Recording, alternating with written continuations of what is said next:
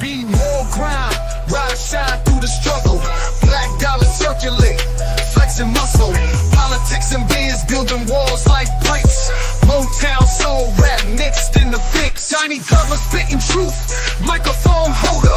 Past the noise scene, watch growth in the folder. Black biz bright spotlight in the dark. Hustling hard, lighting sparks in the park. Beam on news, where we breaking glass ceilings. All black everything, income healing. Donnie Glover, flip the script, let's go. Black Wall Street roadmap, be more flow. Real talk, stock rise, dreams ain't looking hollow. Blueprints, handshakes, enemies wallow. Baltimore kings, queens, crown on the throne. Legacy built, stone by stone. Headlines, deadlines, moves in the background. Politics, money clips, elevate the town. Black beard strategist, wealth can't be missed. Twist the plot, make the whole world twist. Be more news, success we inhaling. Victories, IRS, no detailing. Donnie Glover, rise to shine, let's glow. Focused on green, black Wall Street in tow.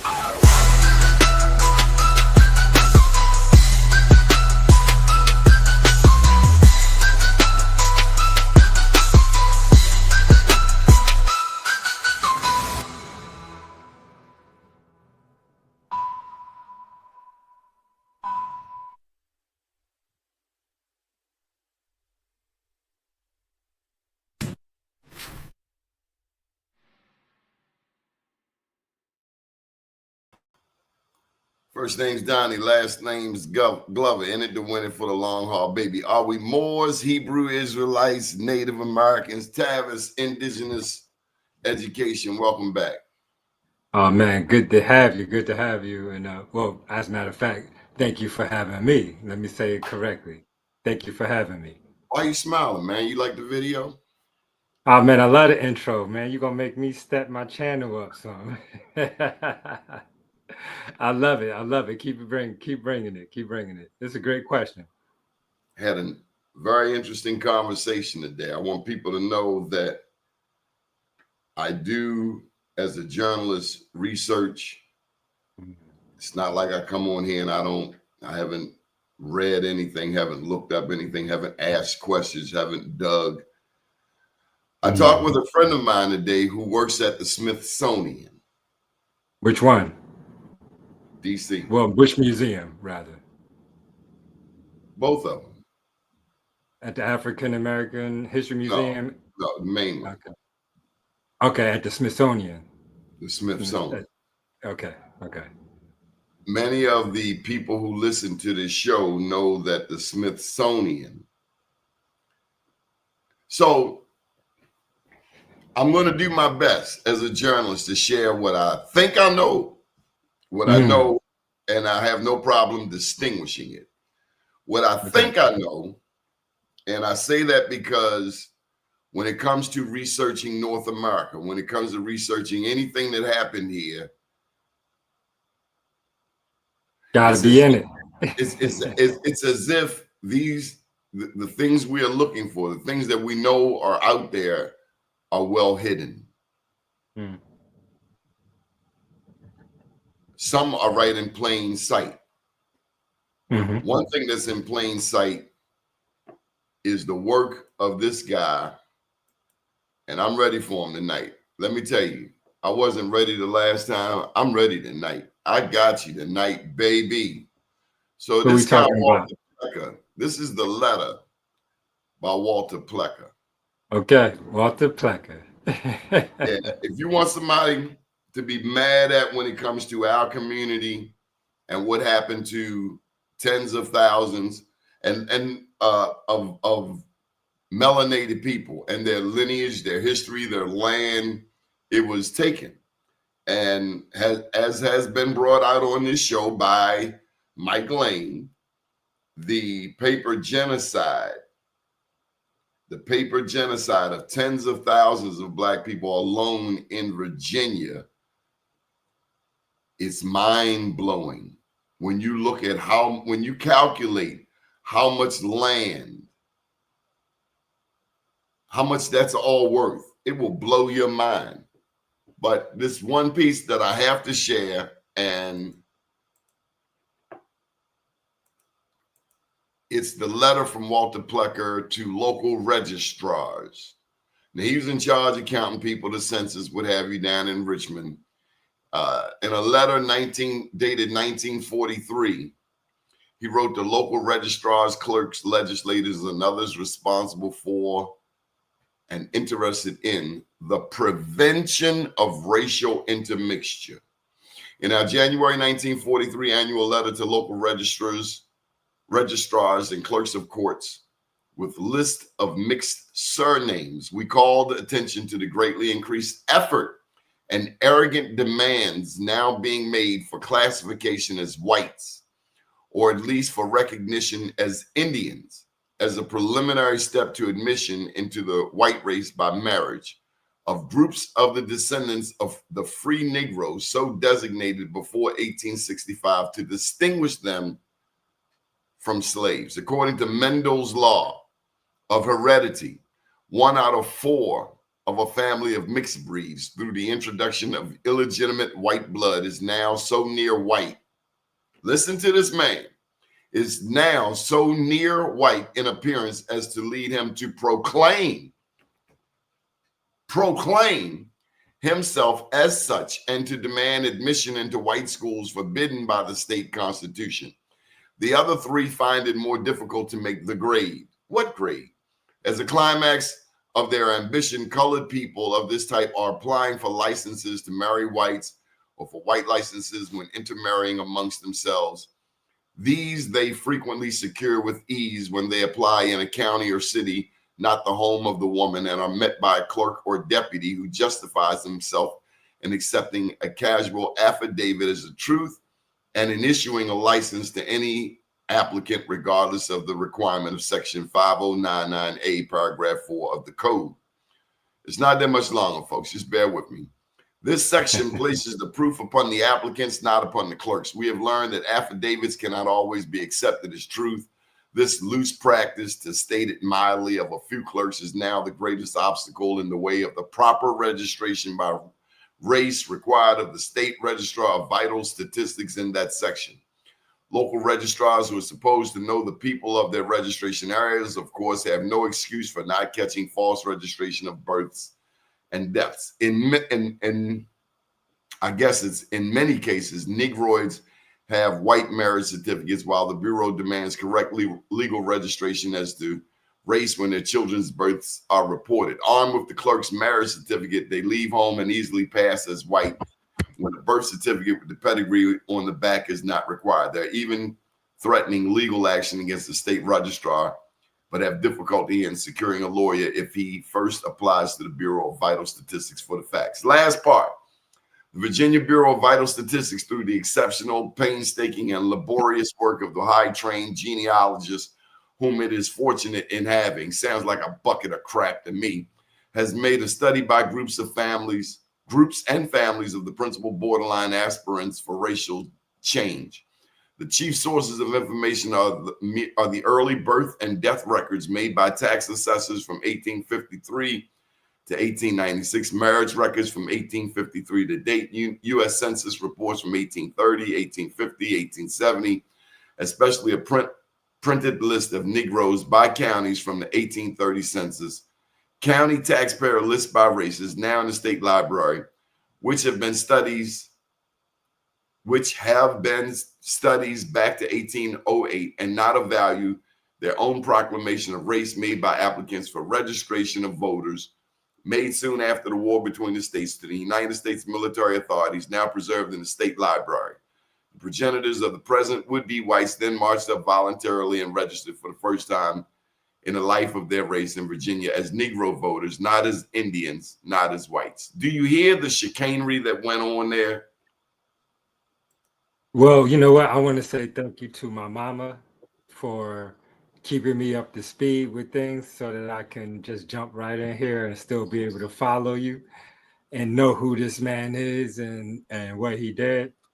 But I would, interesting enough, I would just like to say thank you. Yes, I was having a conversation about doing a show with you, and I was talking to them about, you having this conversation over the last few weeks, and that I appreciate the discussion because you are a journalist, and so it's coming, you offer that space in a balanced way. So I definitely appreciate that. But I would like to just say, I wouldn't say that he was the the person to blame. He just used the laws, and he just used what had already been laid down before him and instituted that in a way that protected the so-called white race, but obviously not as white as they wanted it to be. There was something else I came across, which is surnames. They Yeah, assigned surnames because we have to because we wonder. didn't. Did you ever wonder where you got Sanders from? I certainly wondered who in the hell, how did I get named Glover? How that happened. And to Mike Lane's credit, he pointed out the paper Genocide, again, of tens of thousands of Black people in Richmond who were Well, declassified. Their mhm. indigenous ancestry was eliminated and they were labeled as purely African American. And that's a part of the beef that a lot of people have with the history. Well, yeah, but that was just the last one that people are aware of. It wasn't the first, and it was just one that's very prevalent and very easily tracked with the paperwork today. But again, um, he said it. He said it in that. He said it in there. If these people were labeled as free, free color folk to distinguish themselves from slaves, one would have to ask you, well, where did all these free color folk come from? And so the paper Genocide didn't just start with the remnants of those that was left allowed to be classified as Indian and or had been had been mixed to the point where they were allowed to be white, or they were perceived to be white and acted white in the community, and then therefore was allowed to be identified as white. Remember, different laws in different states, different territories, different counties had different laws. And so in some counties, if you looked white, if you act white, and if you fraternized with the white people, if you dressed white, even if you was an Indian, you was allowed to be white. And so here he was really cleaning up, or well, he thought he was getting rid of the Indian problem that was left over. But again, it didn't start with him, because if he himself acknowledges that there were a distinct group of people called free colored people that were separated and distinct from the slaves, who were those free colored people? And if those free colored people were here prior to colonization, then again, now there's another form of genocidal genocide occurring through the documentations and through misidentification, misclassification. This is The another Perceived piece. Racial Integrity Act. Yes, sir. Yeah, this We is can the talk about it. one drop of Black blood. And I'd love to know what your mom's thinks of this, but we all heard of the one drop rule. That's what this was. The one drop rule. One drop of blood, Black blood, and you're Black. Tainted What the we didn't stream. realize, It made it. The court document says one drop of Black blood taints the stream and makes it African in descent. That's the court so ruling. So so if people who anybody had it, had any slaves, then you're African. so they My took bad. their ancestry and consequently any rights they may have had to the land, correct? That's it. All That's this it. time But you we have thought the one drop rule was, yeah, I'm Black. No, it's saying, yeah, I'm Black, I'm not Indian, and consequently, I have no inheritance. yes, That's what a lot of the young people are mad about. yes. Yep. I gotta say this though. One of the comments on this show was that from a young lady in Oklahoma, she says, "Stand the F up." She feels like her ancestors didn't stand up. She felt like her ancestors didn't fight. And I talked to an elder today, and he told me to share with her some of the history that she may not know of how Black people fought, whether it was the Black That, Panthers, whether it was Denmark VC in South Carolina, who was so threatening that they had to build the citadel there in South Carolina. They built a fort for this one man, Denmark VC. Maybe she doesn't know maybe about Nat Turner. Maybe she doesn't know about the various people who fought not even on land, who were fighting in the Atlantic Ocean. When we see stories of pirates, we never think of us in that movie because Hollywood made these movies. We never think that we were somehow in that picture in any other way except in a slave ship. And I'm here to tell you that that is not the truth. Black people have always been leaders. yeah, but we also have to recognize that we were a part of this problem too.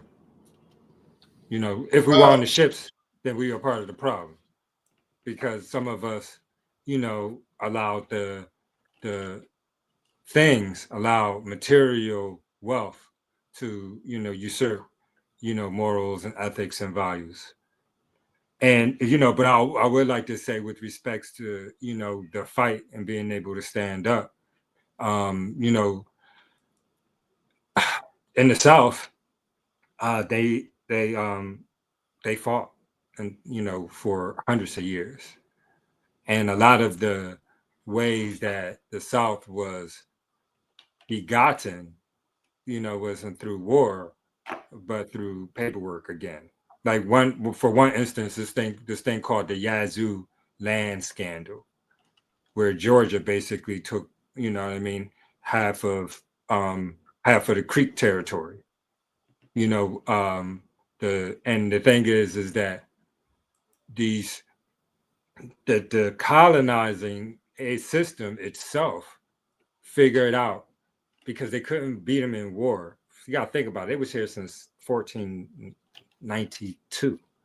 It wasn't until 1610 that the first colony was established. What was happening there? But then you got to think about it.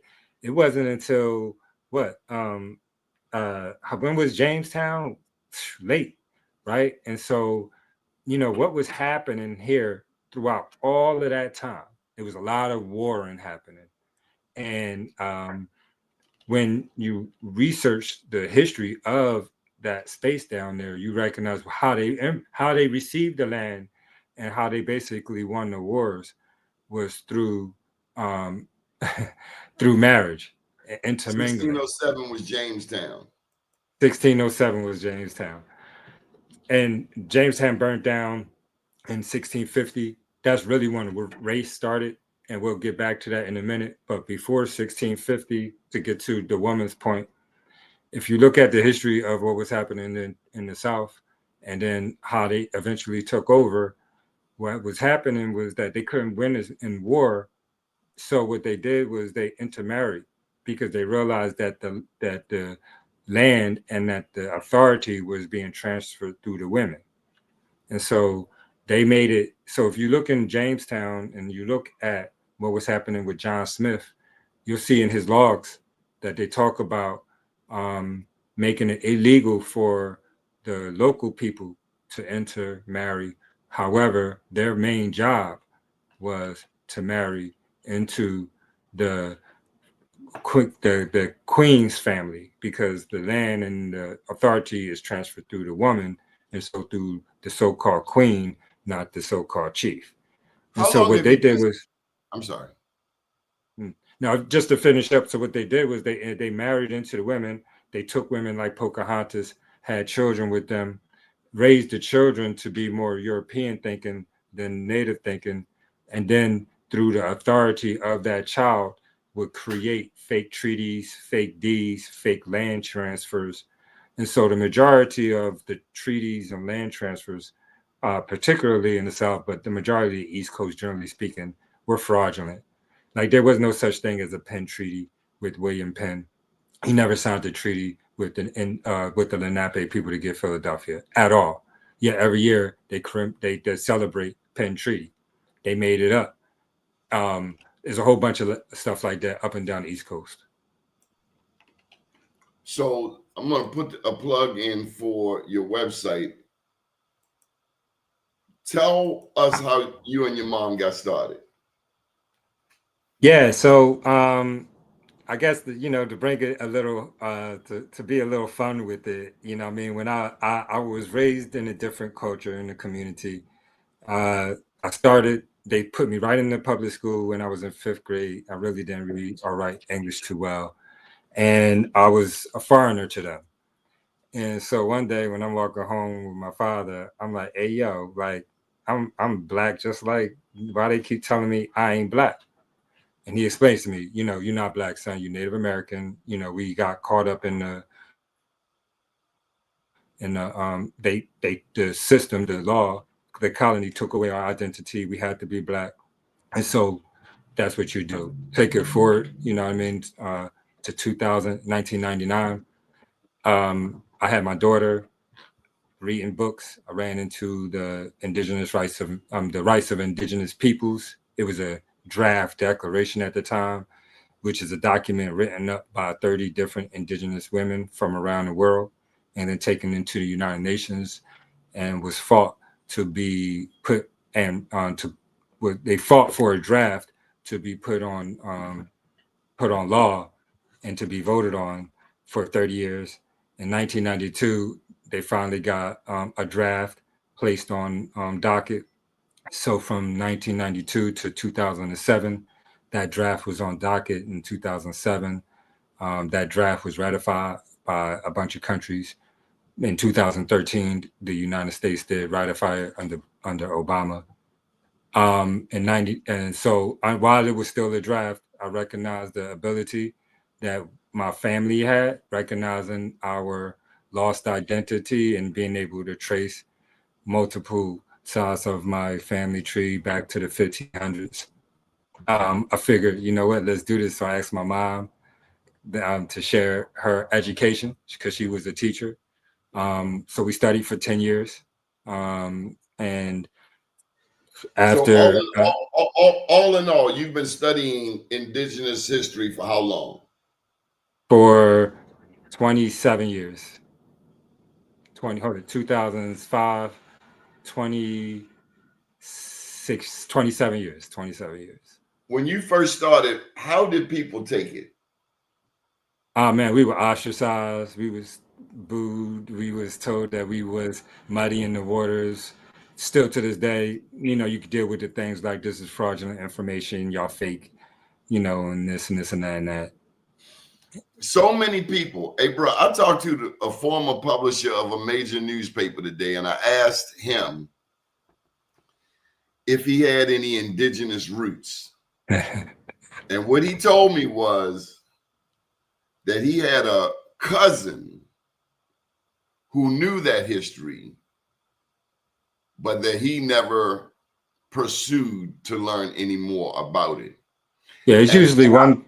I've heard that many, many times. One family member was paying attention.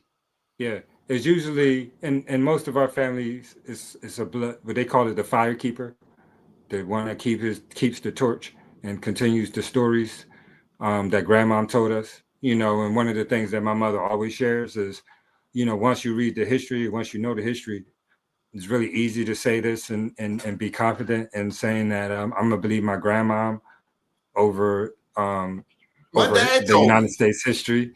But this is the part, and this is really, let me thank Brenda, because Brenda has been and I've learned to ignore some of the comments in the comment section. I've really learned. But Brenda said the intermarriage tactic is still going on in Africa. We are on to something. Intermarriage is still going here. we are on to something here, because this is what's troubling. You see these off-brand comments. Here we're trying to have a family discussion. Don't claim to be anybody's expert. I know my great-grandma was Blackfoot Indian. Know my grandfather was Taino. And I'm in the midst of doctoral studies, you know, spending some time further researching who I am. But this is what I know. For the past 30 years as a journalist, I've been covering these people, whatever you want to call this, because you're covering us. It's scary doing the show now because you can't say this, you can't say that, you know. So melanated, that right there, these people, I've been fighting for these people, whatever you want to call them, and I haven't been checking for cards. But one of the things that I'm getting back to what the young lady said, y'all didn't stand the F up, y'all didn't fight. I'm like, we still here. If we didn't fight, we'd be dead. Who taught you that? And who taught you that these people weren't fighting? Because in my research, second book, all over, wherever there were people with that skin, they were fighting. Venezuela, Panama, Brazil, Jamaica, Haiti. And so when people come to me and say, we want nothing, they want nothing to do with Africa, I'm like, go on with your bad self. Feel free. But I choose to do so. And when I choose to do so, you don't have no say in that. You don't have no say in what I do. Last I checked, mass incarceration affected them people right there. Black men alone make up 30 to 40% of the prisons, 40% of the federal prisons, 30% of the state prisons. When we as a people are 14, 15% of the population, we got that many millions locked up. That's a 911 in my book. The fact that we got somebody standing on the corner selling dope, coke, and Ready Rock in the Black community, that's a 911 in my community. The fact that my children are being undereducated in Baltimore City public schools, that's a problem for me. I won't touch the voting thing because actually, as much of a voting advocate as I have been, I understand people's disillusionment and apathy for the political system. I totally understand it. And I cannot shame anyone into voting because voting has gotten us, we've gained a lot, but you got this cat in DC who's stripping it away. And so when we did the show and the cat Mike Lane talks about he's a Trump supporter, I don't really need to hear any more from you, buddy. Well, you know, again, but there's nothing else you can tell me because a couple of days later, Texas lost 5 Black congressional districts. That's what I'm paying attention to. If that ain't important to you, I get it. Listen, man, I'll tell you this. So a few things with respects to all of that. This is what I say to the people that have been studying this for a while or think that they experts or whatever. Trust me, you was Black when I was doing this, right? So, you know, at the end of the day, interesting enough to talk about the Georgia thing real quick with the Yazoo land scandal. To wrap it up, interesting enough on your same point, that was the creek and the Yamasee down there that went through that land scandal where the chief was the person that was acting like he was the chief was actually the governor of Georgia's first cousin, and so they put a treaty together and gave up the land. He actually got beheaded for that. And moving forward, the Creek fought against the Union, right? And so then they lose their land because the president went against the Supreme Court order that said that they were supposed to keep their land. And the president was like, nah, man, y'all fought against us. Man, get out of here, and kicked them out and moved them west. That's how they lost their land. Really short story, real quick. So so the back and forth with the Indians and who we should fight for and who we shouldn't fight for with respects to where we think we might be able to have some perceived authority or have an opportunity to have some kind of sway in things has always been the issue. And they use that against us, to pin us against I each gotta other. put this to you. One thing mentioned on the last show that we did on Indigenous culture, and we thank everybody for participating. We welcome, this is a family discussion. One of the things stated, a guy came out, or girl, I don't know, but they said that the Yamasee were slavers. And they just threw it out there. And so, you know, I'm midstream hosting the show. Prior to that, I had read about the Yamasee, Florida, Mississippi Valley. Hadn't heard the slavery piece. And the person who put the comment up, see, now there's something you didn't know. Nobody knows everything. I never pretended to be no damn expert on the Yamasee, the Cherokee, the Blackfoot, or any of that. This is a family discussion. We're trying to facilitate a conversation. So yeah, they were though. They were. Eventually, they started to raid other tribes, and then take the slaves back and give them up to the colonists for guns and weapons, so that they could have superiority over other people. And it was a lot of that happening up and down the East Coast. And I'll the tell you what, Yamasee had black Yamasee. There were black Yamasee. there was only one people Yamasee. There was only, you know. So again, so that's from So you had area. melanated people enslaving melanated people. Yeah, of course. Oh yeah, in the United States. Do we understand that? Because there are many. I mean, how do you think that the stories Africans got slaved? The European wasn't allowed to come off of the coastline of Africa in any of the so-called countries at that time. They wasn't allowed in the interior. And so, you know, okay, interesting thing, right? There was a clan of men that patrolled the shorelines of Africa. Why? Because these was the men that got kicked out of their tribes and their communities. They was lone men. And so they would all get together and they created their own thing. And so these group of men were already mad at the various tribes and clans inside the interior of Africa, because they had been kicked out of their tribe for whatever reason. It could have been anything, theft, whatever the case is. I don't want to talk about that part, but they get kicked out, right? That was like their jail, right? So all of these men is all up and down the West Coast. The Europeans finds them, and they the ones that go into the interior of Africa and grab the slaves. So that's and so one of the reasons why you notice to be the case is because during that time, if you were Christian, you weren't allowed to be a slave. And so all of these communities up and down the West Coast was kind of like Christianized almost. And you would be able to know where a person came from, whether they had a Christian name or not. And so when you are looking at the history of the transatlantic slave trade from the African perspective, when you research that and you see that, okay, these peoples weren't coming from the coastline.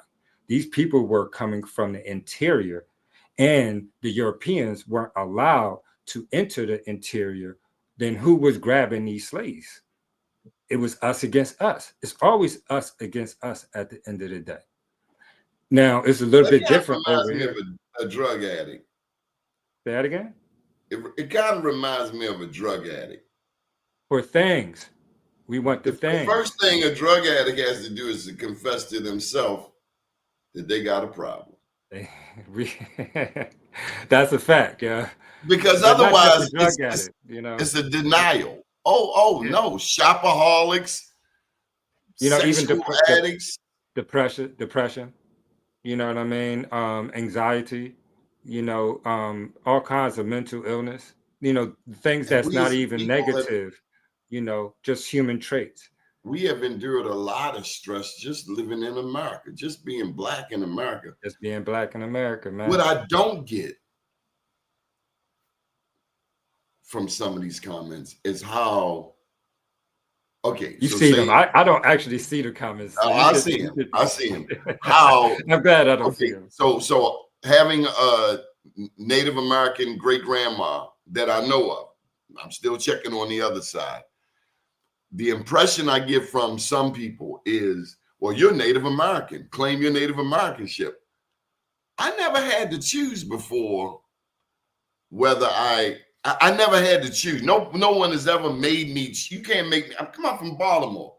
You can't make me do nothing. I am open to all of this information, no matter how much information I get about my indigeneity. I know what black people deal with. Black people, melanated, whatever your damn term is, your more Hebrew Israelite, assalamu alaikum, shalom, you like them, you look them, whatever you want to call them. People that look like me, that's who I've been fighting with, fighting for, on behalf of, alongside, against police, against minority business BS that we see in multiple states. That's the kind of thing I've been fighting for. And to me, learning of the land that's been stolen from black people, I want to know where the black lawyers are. I want to know where the HBCUs are. Because So I don't know what certain people, what impression they have of historically black colleges and university. But I know that these institutions gave a lot of us an opportunity to go to school yeah, and for get a degree. sure. Well, see, but again, you got to recognize and you got to understand the system that we are operating under, and the and the limited space that that system allows us to operate under. And so universities, I won't name them, but so some HBCUs and other universities will propagate the dominant theory in order to keep the doors open. But if you read, if you study, and then you'll find out that, okay, this university sponsored this study that found out that 90% of the first peoples, the 90% of the people that was on that 1619 slave ship wasn't African, right? And so if the universities can come up and study those things and put them in print, then we as the population gotta find this information and then recognize it and then understand, okay, listen, we got to develop this step by step, little by So you little. know what I wanted to encourage the younger people to do? Write some books. Got to write the books. We Some have books. to, yeah, we got to write. We need some to study the different genes and genealogy, the medical science, but we need scholars Genetics. in this area to write these things, not just come on a show. We need you to write the books, especially if you know information that others don't. Because if this is what came to me overnight, you know how you got these certain people who are like, well, this is secret knowledge, we're Masonic, or this is Boule. The people need I to don't know know. nothing about none of that. I don't know nothing about none of that. There are people who Like, I got ain't never read secret the Bible. societies and all of this. We struggling, and we ain't got time, for Yeah, for sure. secret. I mean, again, But this guy Craig R. I don't disagree with you, Craig R. There have been times when Spike Lee told you in school days. They told you in other black novels, the black college president. Woo. I don't disagree, again, Craig.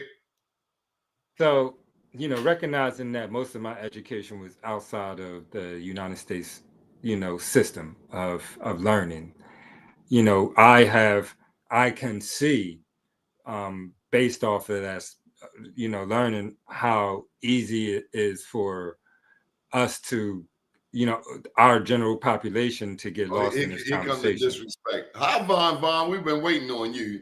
You don't get it because you slow. No, you don't get it because you boule. Oh, Okay, show your picture, Vaughn, and let me put the link up, because my only thing is show yourself, speak your piece. You know, I'm not well, into what they well, call it, while he Facebook jumps gangsters. So online, I think Vaughn, I presume Vaughn was a girl. I don't know. well, while they decide what they're going to do, I just would like to state that Some people just our want to talk smack, educational much institutions, distracted. yeah, I'm I would sorry. just say that our educational institutions have a curriculum geared to propagate the colonial theory and system. And so we can't think that we're going to go to any system of education or higher learning here in the United States and get an education that allows us to access pathways to autonomy or freedom or whatever you want to call it. For instance, they have a lot of indigenous law degrees that are starting to show up in higher educational institutions, particularly in the Midwest, because that's where all of the so-called recognized Indians are. However, these um, indigenous law degrees are the curriculum is established based off of the law that the United States established, not the law of indigenous peoples as a international standard that was developed by those 30 indigenous women. And so what we are dealing with now in the United States, whether you consider yourself Indian, Native American, a lot of people calling themselves indigenous, you're dealing with this thing called subjective versus objective.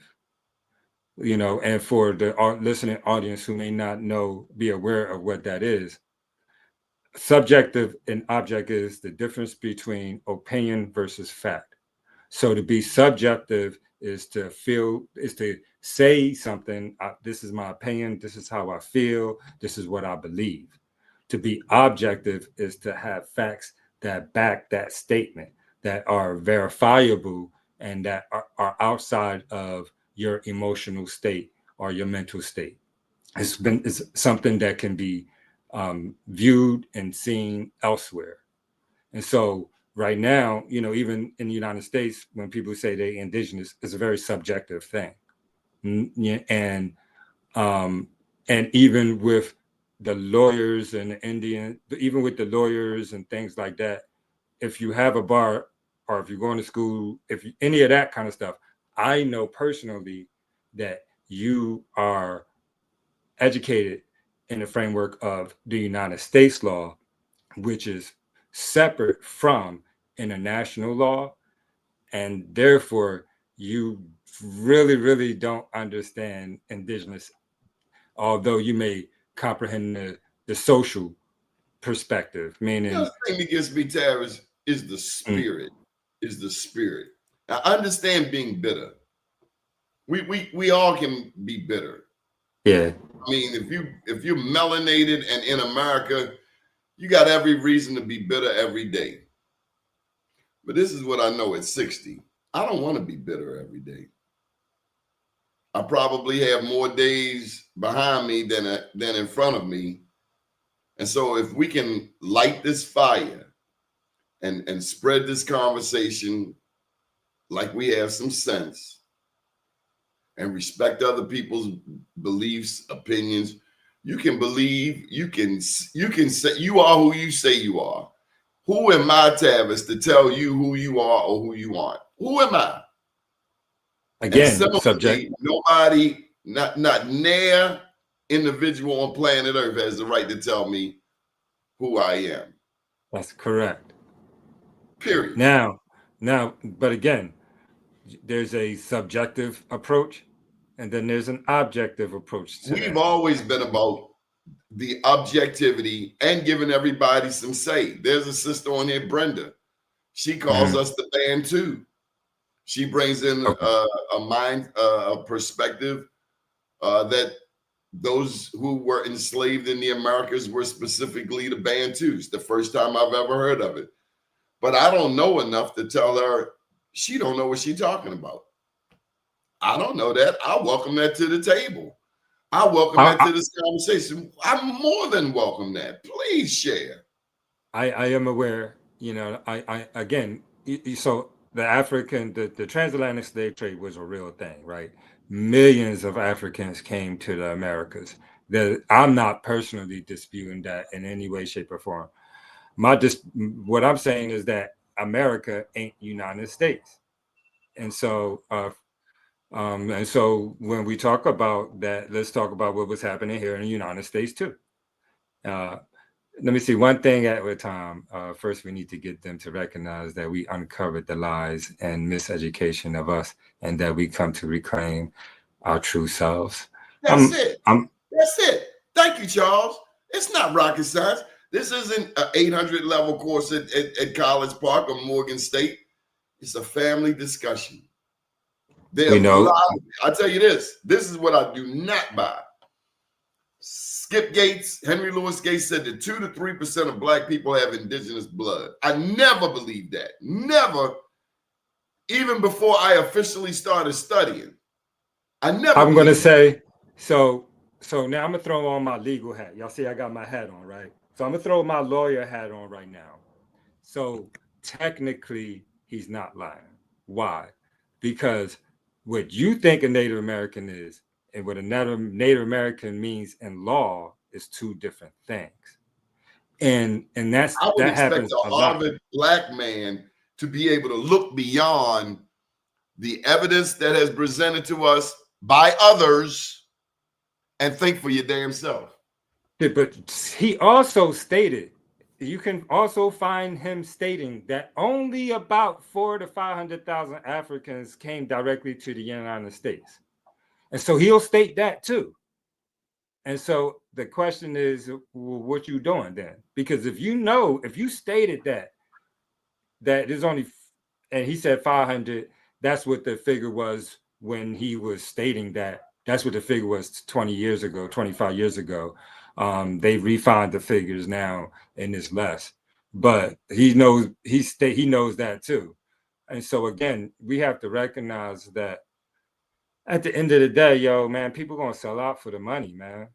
You know what I mean? And so anybody. So let's go back to the question.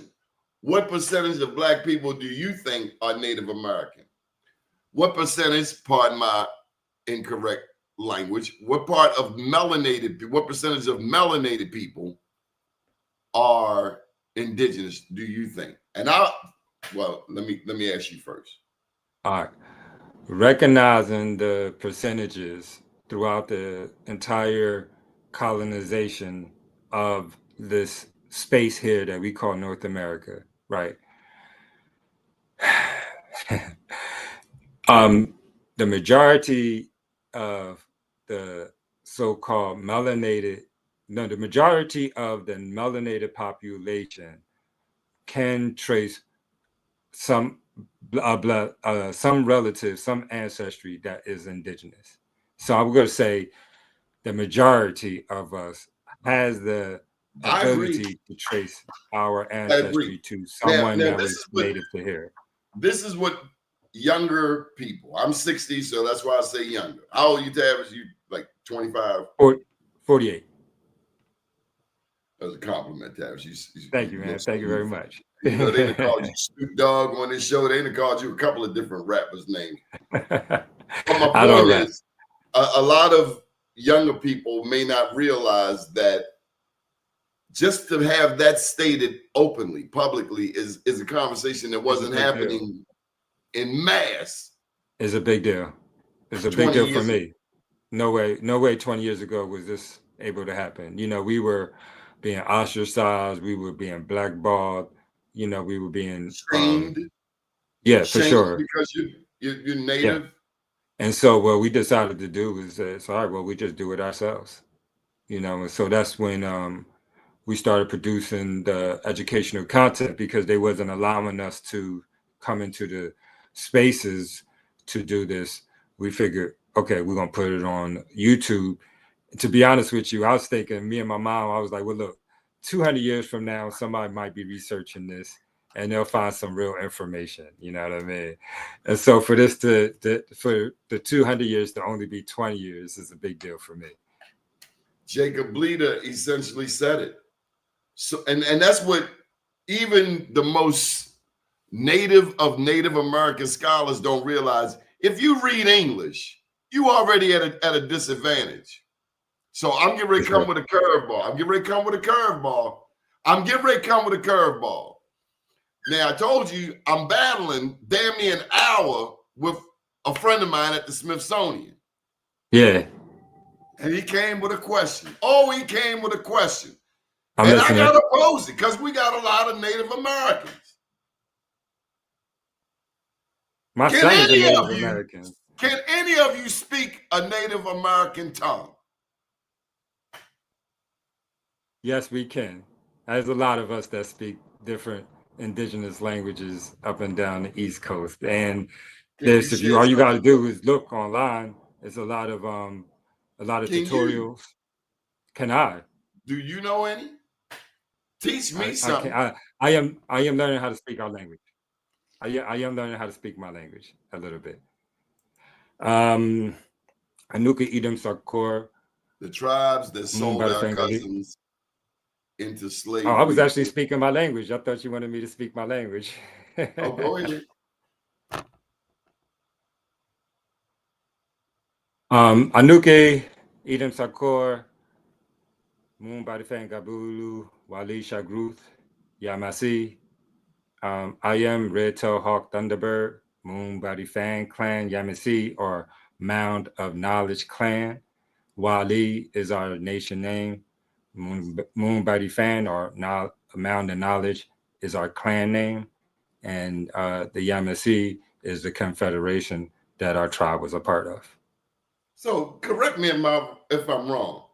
If you Yamasee, you were a slave trader. That's what the comments would suggest.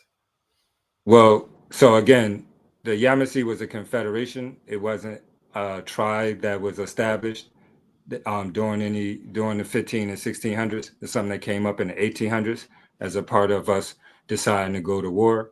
And after the war, some of us did do that. Yeah. My family. This person said some really bad things about me online. I just asked you to come on camera and stop running your mouth. Show yourself. Yeah, I mean, I'm from Baltimore. We like yeah. Tell me what you're saying. I don't. He right about that though. Look, Indians, we speak English. That don't make us less Indian because we speak English. However, I will say that to be indigenous is to have your own language. And so if we want to be indigenous and have those rights, there's certain things that we have to redevelop and reestablish. I understand. Yes, they did, because they was the same people. And I understand if somebody is hitting you, striking you with violence for 200, 300 years and telling you all of I can understand easily how you stop speaking, not you. I understand how the culture it got stripped away. Well, again, when I was 9 years old, I was told stop speaking your language and literally stop speaking that language that day, right? And so I've lived the life of, because I needed to integrate and be into a United States society so I could function. You know what I mean? And so I've lived that. I know, you know what I mean? And I know what that means. And you know what gets me is when somebody comes along and, this one question over here is, where'd you get your law degree and this and that? I didn't even think that's a Black person. University of Geneva. University of Geneva. The Leiden School, if to be specific. If you want to, you can go online and search my LinkedIn. Did I ever ask you your academic credentials? We've been doing shows how long? We've been doing shows for a long time. You never asked me to validate my education because your spirit, they don't matter. Your spirit, your mom's spirit has always been about illuminating this, and that's what some of these people in the comments don't realize. This is not a new conversation for us. No, we've been doing this for quite a few years, me and you, Don. But I love, yes, I love the energy that's come with it, because it has helped me to better understand my role as a journalist to facilitate a family discussion. And certainly I've made some mistakes falling into the gutter, kind of like a gutter ball. I don't know the last time you've been bowling, but ain't nothing worse than a gutter ball. There's nothing worse than getting sidetracked by the comments when we have information to share. The big thing for me as of late is this Racial Integrity Act and the land that was stripped from people who lived in Virginia, tens of thousands. And when you multiply tens of thousands times the value of the land, I mean billions. How much time you got left? I'm with you. Hey, I'm with you. You already know. I had to end the show earlier because I said I will not be late for this one. I just wanted, okay. All right, let's just clean some things up real quick on this Racial Integrity Act. But let's go back to the beginning, right? And first and honest, you know what? I'd really be happy if we develop an educational system, and I could be the person. I'll be the first person to say I graduated. I got my degree from this school, and this what this school will produce for us, right? Because debate ain't about debate with me. Yeah, it is what it is, right? And so let's talk about the Racial Integrity Act, but let's talk about it from the very beginning. Right, and the very beginning of it is really coming with the burning of Jamestown and Bacon Rebellion, and that's really where you want to start this whole conversation. It's really where you want to start the United States conversation too, because before then we were something different. But Bacon's Rebellion is when what happened? It was free white slaves, free Indian peoples, and free African slaves. Because you're breaking up, Tab. Tab, you're breaking up. Am I back? You broke up a bit. It went out. They zapping. You know how they do. They zap your phone. That happens. Yeah. Well, I was just talking about Bacon's Rebellion and how that's really the beginning of race here in the United States and really around the world, because Bacon's Rebellion was the indentured. Before Bacon's Rebellion, slavery in the United States was limited to 7 years. It was indentured servitude for everybody, whether you were African, whether you were white, or whether you were Indian. Most of the time, Indian slavery was outlawed, but that's another conversation. And nonetheless, during Bacon's time, he was mad because he wanted to make money, and the government, the colonial hierarchy, the aristocrats wouldn't allow him, because that was something that only the state could do. Only the state could commerce with the Indians. This was back during Bacon, this is back in early times of Jamestown, 1640s, 50s, I'm thinking, 32 maybe. I'm seeing in my mind for some reason, 25 years, give or take, around that time. Nonetheless, he organized the poor Native Americans, the poor whites, and the now freed whites and the now freed Africans, and they all got together and they burnt Jamestown down. And then they instituted their own colony and they developed their own laws. And it was a big problem because the aristocrats didn't have charge anymore. Now, Bacon died 9 months after his revolt, right after he burnt down Jamestown. But during the time that he was still alive, he established laws. Like, he literally was developing a government. And those first laws that Bacon established during the time of his rebellion against the colony is Virginia's first law. It's the very first law of Virginia. And so when we talk about race in the United States, and you got to also look at what are the first 10 laws of Virginia, what they got to deal with. They got to deal with slavery and Indians. Nonetheless, when the aristocrats, when they finally took back over Jamestown after Bacon had passed away, they decided that they couldn't have white slaves and black slaves be free and allowed to have guns afterwards. And so what they came up with was a method that would enslave the black, but make the poor, make that white man feel comfortable because at least he ain't black. And so the very first instance of race as a method of motivation was during Bacon's, right after Bacon's rebellion, when they decided that, okay, well, first things first, we can't enslave people and then set them free and give them guns, which was the rule before Bacon's rebellion. After servitude, you got a certain amount of money, a certain parcel of land, and you got a gun. After Bacon's rebellion, you could no longer could a slave receive a gun. But not only that, slavery became a lifetime thing after Bacon's rebellion, and that only blacks were allowed, only so-called Negroes were allowed to be enslaved, and the poor whites weren't.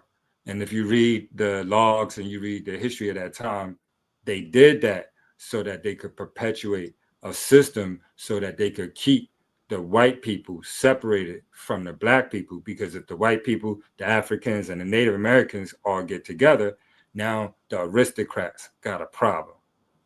That's what was happening in the 1600s. From that moment on, the white and black divide, the so-called colored or Negro, whatever. I think they was using colored at that time. It wasn't Negro, but the white and the Negro thing started to separate, and you start seeing that very, very heavily depressed I got system a question against us. I got a question for you. In the comment section over here, what can we safely all agree on? What term can we all agree on? Melanated. Nobody's bucked on melanated. Nobody's That's a bucked description. on native. Well, so but black is not necessarily, is not universally acceptable. But here's the thing I gotta share. This is just from a historical standpoint. Do we realize as a people that black, when we finally got to black, that was one, it was capitalized, where white is not. It evolved. I know, right. It took on its own meaning, like. So you had to and the more we understand. embraced it, the more it validated that we know who the hell we talking. We talking to you and me. That's what we talking about. Let me finish. So thank you so much. Let me bring it all the way back. Oh, you take your time. My mom and I been talking about the time that we are living in right now. And we talk about it relative to history and the cycles that we go through as humans here. And my mom and I, we're only looking at America's cycle of stuff. But let's just talk about the last few cycles, you know. Particularly, I mentioned to my mom about the Reconstruction period and how this to me seems like a Reconstruction period. And I don't know, I may have mentioned this to you prior. Maybe some of my other listeners may have heard me say this. But you know, during Reconstruction, we had more black representatives in the Congress and in the Senate than we do now, since we ever have since Reconstruction, for that matter, with respects to the so-called colored population. And after Reconstruction, you had Jim Crow, right? And so Don lived through a time where Jim Crow was ending, because that was the civil rights movement era, right? And that's where the term black really became dominant, because it was something that our community claimed as ours, and that we called ourselves that. Society, you know, for the younger folks, definitely for people younger than me, y'all might not know that, but they never called us Black. We only called ourselves Black. For us, we was niggas, excuse my French, or Negroes, maybe colored if they felt like being nice, but that was it. We was Black wasn't even a thing that they even thought about calling us. It was literally something that our community created after the civil rights movement, or maybe during, again, just a little bit before my time, but from my historical knowledge. And it was something that we could hold on to show our resolve against a system that was so depressive against us. And so for my generation and the younger generation that is coming up and recognizing that terms matter and how we identify ourselves matter, this is knowledge that our fathers and mothers didn't have. And so we can't be blaming them, and we can't put the same moralities and ethics or even knowledge on the decision-making process from what we know now on them back then, because they didn't have that information available for them. So the best thing that our society could do from my understanding at that time was to create something that was built for us, our people, that meant something to us, that could encapsulate the struggle, the beauty, the art, the music, everything that we are. And so that's where that term came from. It was a social construct. And again, for the people that want to study law and stuff like that, they didn't know that at the time Black meant this in law. They weren't even considering law. If you got to understand, for them back then, law was jail or death, because they didn't even allow us to participate in law. That's why we have so many. See, here's a part of it. It's not crazy, Latero. At least we're having a conversation. Where else are they having this conversation? And I'm not saying it's not being held, but I haven't heard it. No, so with that being said, back on to the term identity. Split up by semantics. That's my only point. So we're going through this thing again. I call it Jim Crow 2.0. Since Clinton, Black people have had hope. If you wasn't an adult before Clinton, then we ain't have no hope in this system. We was just getting by doing what we needed to do to make sure that the next generation could hopefully have better space than we had. That was literally all we could hope for before Clinton. After Clinton, we went through this Renaissance period. And we had Obama and then everything. But now what we got now is, since Obama, we've got this thing where we are actually, our rights are being taken aback. The same thing that happened in Jim Crow from Reconstruction. That's why I'm calling it Jim Crow 2.0. And I call what we had with Obama and Clinton Reconstruction 2.0. So what we have to do is we have to recognize that that's where we are right now and understand what came with the recession of our rights. We had more rights in Reconstruction than we do right now, y'all. And those things was taken away during Jim Crow. And lynching became a right. Right? And so what we have to do is we have to reset.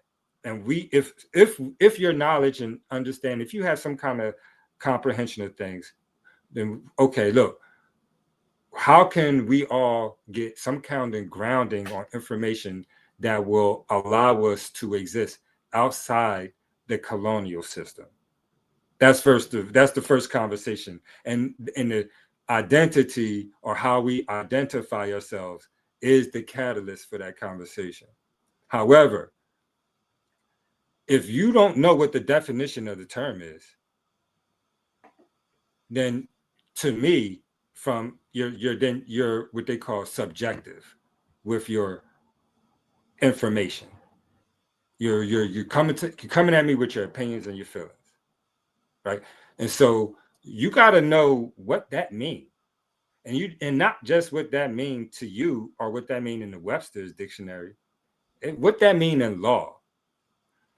And then decide what you want to call yourself. And I'm gonna say, okay. And I'm just saying this now because I know that majority of the people that's arguing about the identifying terms don't know the definition of the terms. And if they do, come on, because I ain't got no law book next to me, but I guarantee you I know the definition. All I want to know is when it's time to go out there and stand up for our rights, are you gonna be with us? That's all I want to know. Oh man. And it ain't even and again, when you're standing up for our rights, I mean to everybody listening, are you gonna stand up for these people? Because I'm not even gonna say I'm done with the titles. These people. It's not about the titles. It's about so as we continue to grow the conversation, and thank you so much, because again, in 1978, that's when it was legal for natives to participate and start doing their ceremonies again. Not until 1978. So I was in the city hall not too long ago, and I played my flute, and I thought about it. When I was born, the year I was born, if I played this flute, they would have locked my behind up. Right? So we have to consider not just the anguish, the stress, the suffering that we know of that we went through as a community, but also those communities that we so quick to push away and discredit and to disassociate ourselves with, was dealing with the same stress, anguish, trauma. Is this a major issue? I mean, are we really going to allow words to separate us?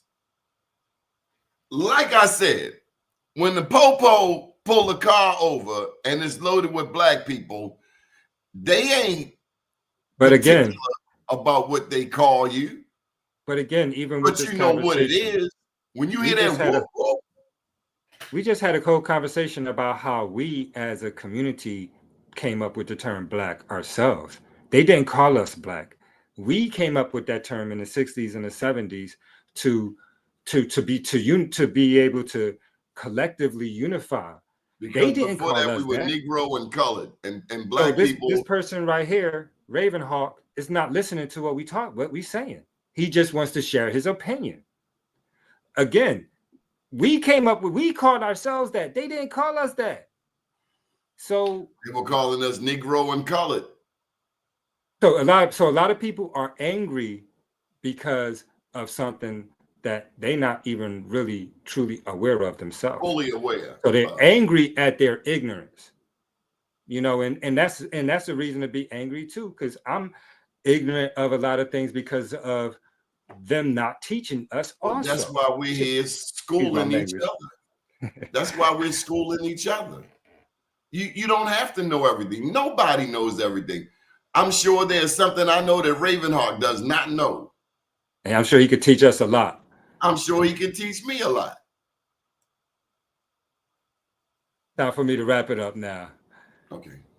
How can people go ahead, take a moment and please acknowledge your mom? For sure. I gotta acknowledge my mom. Her name is Renee Red Silver Fox Sanders. She's my mother and the co-founder of Indigenous Education. She's a public and a private school teacher in the Philadelphia and Atlantic public school system for 35 plus years. And I'm very thankful for her knowledge and her skill set with respects to information. She has 2 books, Revealing America's Dark-Skinned Past, Volume 1, The Mound Builders, and Revealing America's Dark-Skinned Past, Volume 2, The Columbian Era. It's going to talk to you about all of those things that they don't speak to us about, particularly because a lot of this information was in the Spanish history and is not in the British history. So definitely, if you're interested in learning more about what was happening here, check those 2 books out.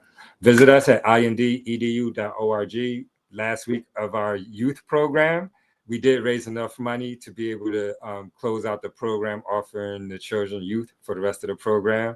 So we were all able to offer over 30 different youth up to what, $10,000 over this summer through our program. So very thankful for that. You know, we got a couple of them got jobs, started schools, you know, looking taking driver's tests and stuff like that. So really happy about being able we to got a offer comment, that. show. You got to put your war paint back on. Ravenheart, welcome to the show. You got to unmute yourself. Yes. There it is. Peace. Peace, brother. Peace. Peace to the people and the chat. I just have a Just don't question. talk about my mother, Ravenheart. What's that? I said, whatever you do, just don't talk about my mama. Oh yeah, no worries on that, big bro. I ain't talking about nobody's mama. Okay. Say what you need. So my question is, so is the term Negro de Terra a fallacy? Is that not the term? The Spanish didn't call us Negros de Terra? Well, the terra was the land. And so when they were saying that, they were saying that this land was full of Negroes. And so, yes, the Spanish called us Negro. But Negro means black. Well, yeah, Negro means black in Spanish. But Spanish people don't say black. They say Negro. Right, because Negro means black. That's what when they say Negro, what they're referring to is the color black. That's what they called us. We didn't call ourselves black. We've never called ourselves black. So I'm not caught up in my emotions. I'm caught up in the historical fact that the Europeans that encountered us first called us black. Negro. And Negro. They called us which Negro. means black. They called which us means Negro. black. They called us Negro. What's Negro mean? What's it mean? So they called us Negro. Now, when the European came here, and when the British took over from the Spanish, they also, because they called us colored. They weren't really using the term Negro. That was a leftover term from the Spanish. With that being said, the British, they speak English. So to them, they don't care. They don't care if Naya mean black. They don't care. It is what it is to them. And as far as the European was concerned, particularly the British European from the 1600s until 1952, we was Negroes, niggas, and colored folk.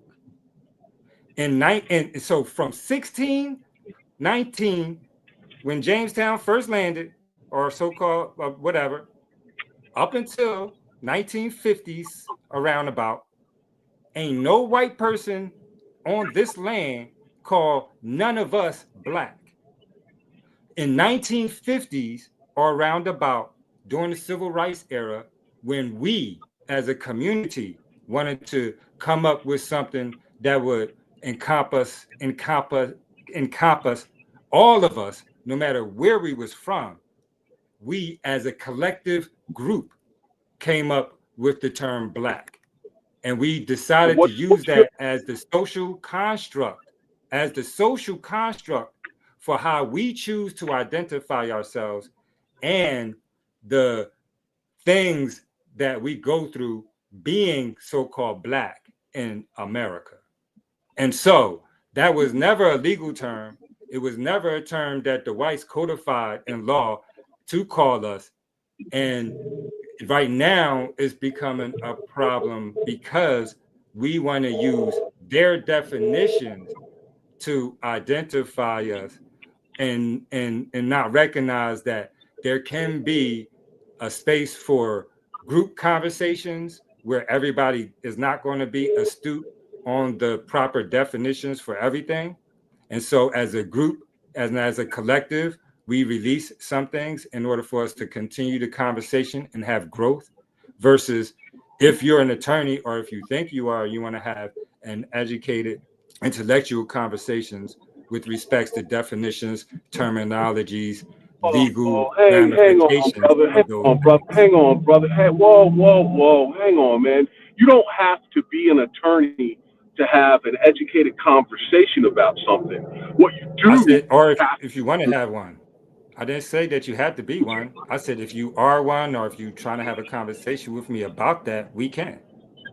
But everybody can't, then and everybody don't want to. my question my question for that conversation then is what is your source? What representative of ours labeled us with the term black, or when was there this consensus among our people? Because my problem with that is obvious. Like right now, your hair is black, your skin is brown. You feel me? It's just as So simple as that. And I would say to you, hang on, let me finish let me land my plane. Let me land my plane. I'll be short. So, in terms of who put that term on us, the Spanish are Europeans, and Negro means black. So it was always within the European vernacular to call us black before anyone else in Time out, history. The time Romans, out, big Spanish, bro. they talking Big about bro. two different Hold, nations. hold, hold up, Talking about two Tavis. different nations. Hold up, Tavis. Big bro. My understanding is Moors was also a term. You mentioned Spain. You mentioned the Spanish. Before the Spanish even got on a ship with Columbus, the Moors had dominated the Iberian Peninsula for 800 years. What happened to the term Moor, right? which was But later more passed? doesn't mean black universally. To some people, Moor is black. Yes, to some people, Moor is But black. also, It was taken from its indigenous, its original The, meaning. here, I'm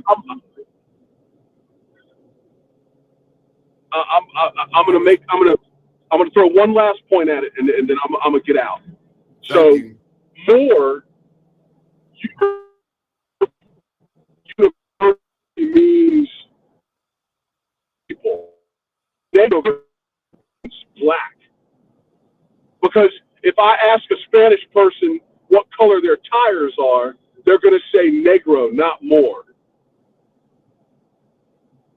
And I'm on that I so I'm gonna land. say, Peace and so love again, I'm gonna to say, all of you brothers. Peace and love, and come back again. Thank you for your comment. I would like to answer his question though. And he asked me, when did we come to the collective? All you gotta do is look at history, and that's a history that you should study Black, for black yourself matter because of it's fact, wasn't just our black, it was history. black or more. You're right. But yeah, it was. But I'm not talking about that. I'm talking about in the 50s. Like he said, when did we come to the consensus? Thank you. That's that's Black history. I mean, that's our history as a community. I shouldn't have to show you when and where and what. I mean, Well, that's we our are here history, to teach. man. We are here to teach, Tavis, and nobody knows it all. Listen, man, we're unpacking 400 years of history that we know of, and some of it, an 500. important part. I gotta say, an important part is the oral tradition 500. that our parents, our grandparents shared with us. That is really what we have to hold on to more than anything that these people could ever write. Because again, we read and write English. Everything we read, most of us, has been through their system. So unless we read an Amharic and studied other languages, much of what we get is already through a funnel, a filter.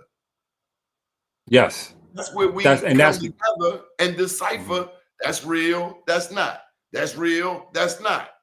But I don't want us to get caught up. I'm talking to these people, so I ain't even gonna say the name no more. These people, whatever color you want to call it.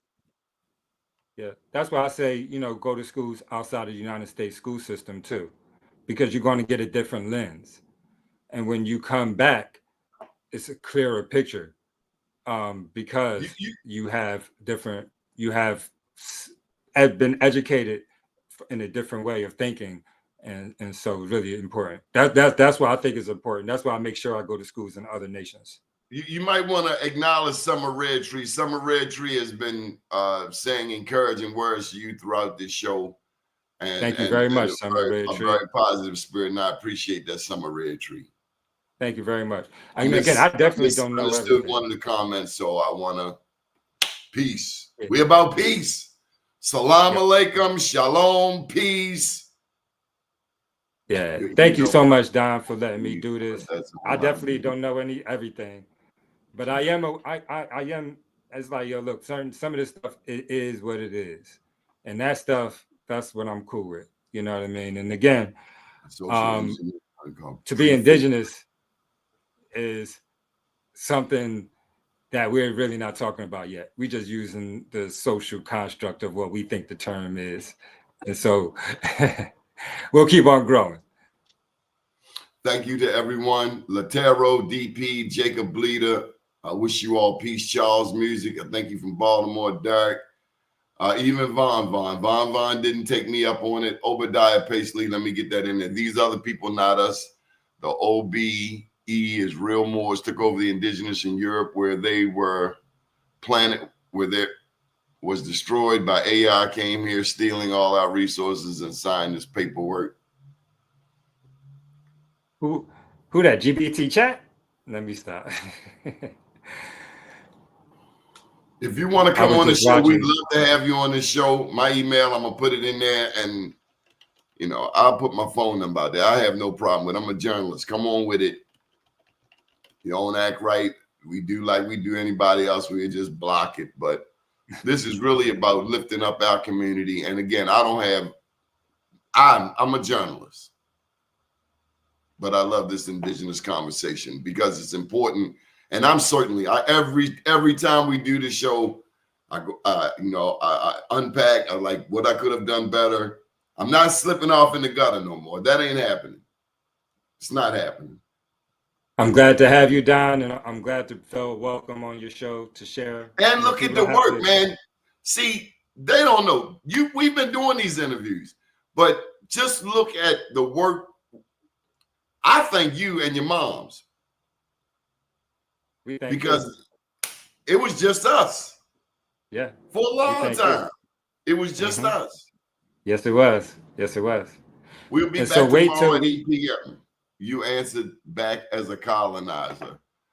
I'm not sure who he's talking to. That's really interesting. I'll tell you what. Swarthy, I've heard that term used to describe black people. Swarthy. Yeah.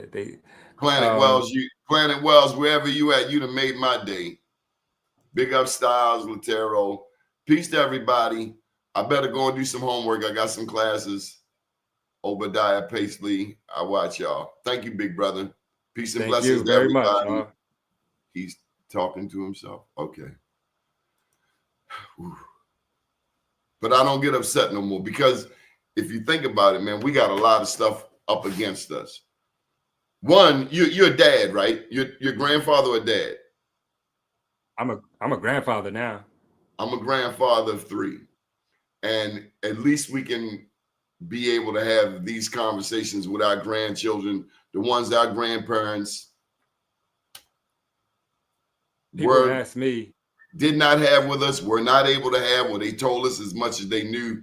But thank God for those people who did hold on to our history, our legacy of who we are, so that we have a better sense of it today.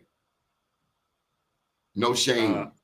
And big ups to our ancestors who fought, who stood up, who survived, just so that we can even be here on the internet in much lovelier surroundings than a lot of our ancestors. We have so much to be grateful for. Probably more to fight for, but we have a lot to be grateful for. We need each other. We need everybody. In the late 1800s, early 1900s, here in Philadelphia, if you was a Lenape, they cut your head off and get $150 for a man, $70 for a woman and a child. And so, again, 100 years ago, we weren't even allowed to have this kind of conversation out loud. So we got to respect the spaces, the places, the conversation, and even the people that don't want us to speak out loud, because they can't stop us from being able to share this. Okay. Good night, Tavis, and good evening, world. Big up Summer Red Tree. All is well. Call you Snoop Dogg again, y'all. Good night, y'all. Thank you.